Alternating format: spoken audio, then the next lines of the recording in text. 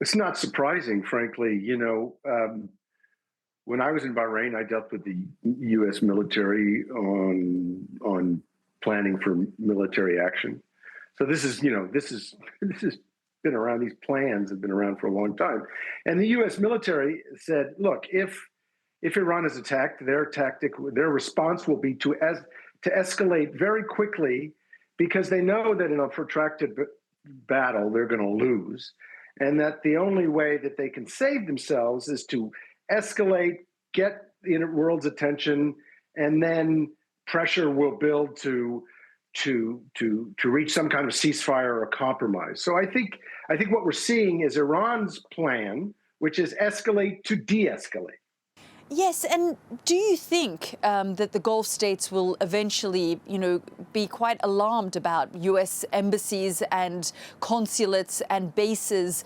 We saw what happened in Bahrain over the course of the last few days, being targeted and hit by drones and missiles. Yeah, I have two comments on that. First of all, I think the Gulf states are more concerned about their own assets being targeted as opposed to the American assets.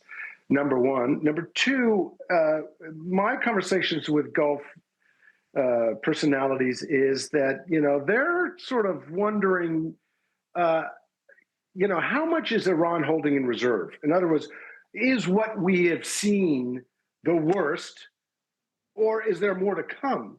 And their thinking is a lot of it depends on what they do. So really, in many ways, we're in a wait and see posture.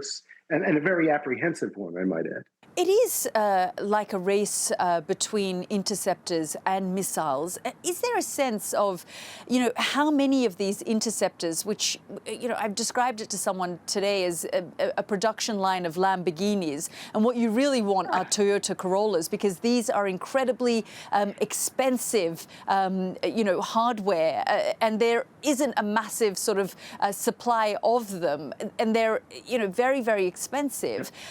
Do we know what the stockpile of these Gulf states are? My understanding is that the Gulf states still have stockpiles, but look, the longer this goes on, the harder it's going to be for everybody, and that's why, frankly, I think that the battle damage assessment is going to be critical here.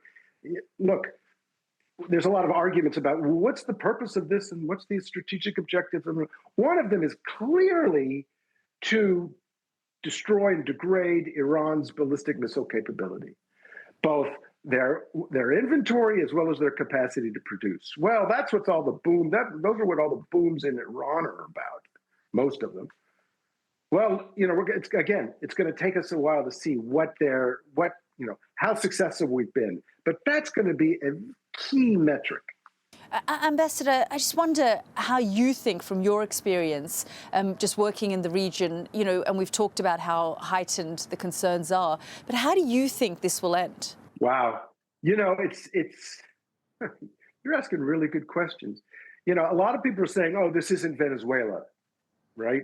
It's not like you're going to send in a bunch of troops and then they're going to overthrow their president, or you're going to take him back. You're going to overthrow your president, and then you're going to have a friendly who just does whatever you want. That's not going to happen. Strikes me that this is more like Iraq, right? Where I've spent a lot of time dealing with the fallout from I don't want to say precipitous military action, but from a very overwhelming military action that produced its quote unquote stated goals, which was to oust the regime. And that solves a certain problem. It solves the kinetic problem, the problem with missiles and nuclear things. But you've got a country to deal with that's in a strategic part of the world that affects all of its neighbors. What's the long-term plan for that? It's not just, the son of the Shah or something else. It's a lot more complicated.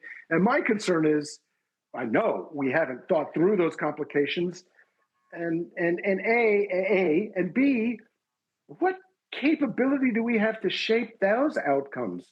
Extremely limited.